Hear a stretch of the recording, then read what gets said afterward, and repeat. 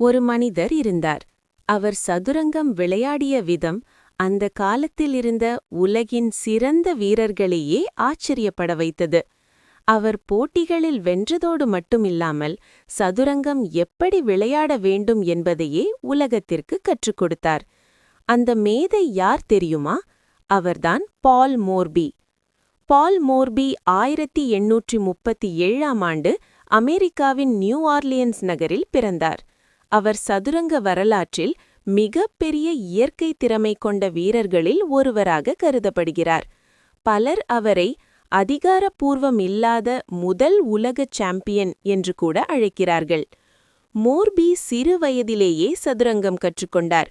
சிறப்பான விஷயம் என்னவென்றால், யாரும் அவருக்கு முறையாக கற்றுக் கொடுக்கவில்லை. அவர் மற்றவர்கள் விளையாடுவதை பார்த்து கற்றுக்கொண்டார். அவருடைய நினைவுத்திறன் மற்றும் கணக்கிடும் திறன் மிகவும் அதிசயமானது. 12 வயதிலேயே பெரியவர்களையும் வெல்லத் தொடங்கினார். 1857ஆம் ஆண்டு அமெரிக்காவில் நடைபெற்ற ஒரு பெரிய சதுரங்க போட்டியில் மோர்பி கலந்து கொண்டார்.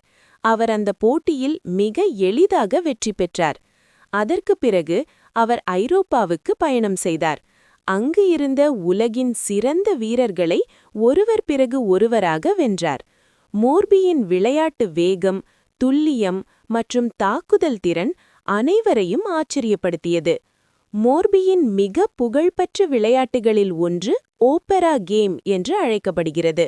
அவர் ஒரு இசை நிகழ்ச்சி நடந்து கொண்டிருக்கும்போது 2 சிறந்த வீரர்களுக்கு எதிராக இந்த விளையாட்டை விளையாடினார். அந்த விளையாட்டில் அவர் செய்த தாக்குதல்கள் இன்று வரை சதுரங்கம் கற்றுக் கொடுக்க பயன்படுத்தப்படுகின்றன. சதுரங்கத்தில் வேகமான வளர்ச்சி, காய்களை விரைவாக வெளியே கொண்டு வருவது மற்றும் ராஜாவை தாக்குவது எப்படி என்பதை இந்த ஒரு விளையாட்டை காட்டுகிறது. மோர்பியின் விளையாட்டு மிகவும் எளிமையானது, ஆனால் மிகவும் சக்தி வாய்ந்தது. அவர் அன்னெசரி மூவ்ஸ் செய்ய மாட்டார். அவர் காய்களை விரைவாக வளர்த்து எதிரியின் ராஜாவை நேரடியாக தாக்குவார். இன்றும் பல சதுரங்க பயிற்சியாளர்கள் ஆரம்பநிலை வீரர்களுக்கு மோர்பியின் விளையாட்டுகளை படிக்க சொல்கிறார்கள். விசித்திரமாக, மோர்பி மிகவும் இளம் வயதிலேயே போட்டி சதுரங்கத்திலிருந்து விலகினார். அவர் வழக்கறிஞராக வேலை செய்ய விரும்பினார், ஆனால் வாழ்க்கை அவருக்கு எளிதாக அமையவில்லை. 1884ஆம் ஆண்டு அவர் 47 வயதில் மறைந்தார். அவரது சதுரங்க வாழ்க்கை குறுகிய காலம் இருந்தாலும் அவரது தாக்கம் மிகப்பெரியது. பால் மோர்பி போன்ற சதுரங்க மேதைகள் இந்த விளையாட்டை ஒரு கலை வடிவமாக மாற்றியவர்கள்.